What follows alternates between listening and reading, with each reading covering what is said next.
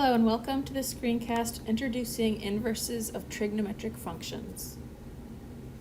In working with known side lengths and unknown angles in a right triangle, we regularly encounter situations where we know information like the following. We don't know the measure of angle theta, but we do know that the sine of theta equals 3/5. It is therefore natural to ask, what is the angle theta whose sine is 3/5?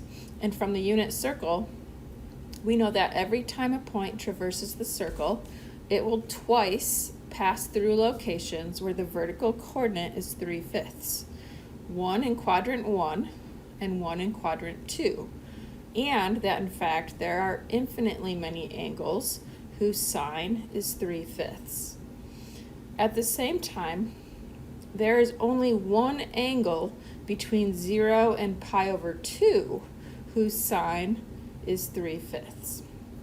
And with that knowledge, it is natural to use our earlier work with inverse functions and want to write both the sine of theta equals 3/5 and the inverse sine of 3/5 equals theta, so that these two statements mean the same thing.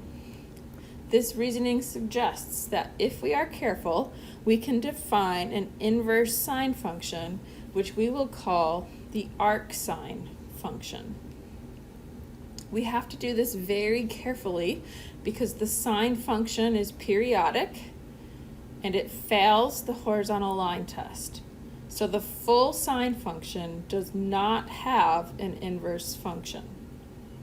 Indeed, in this section we will see that if we restrict the graphs of the sine, cosine, and tangent functions to an interval on which the function is strictly increasing or strictly decreasing, on this limited interval, we can define an inverse function for each of these periodic functions.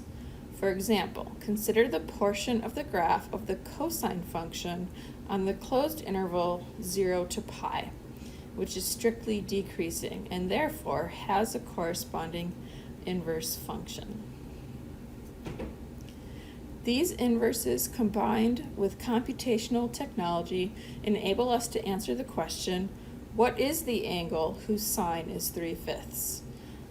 Symbolically, we could write the inverse sine of 3/5 equals theta, and numerically, that angle turns out to be the arcsine of 3/5, which is approximately 0.6435 radians.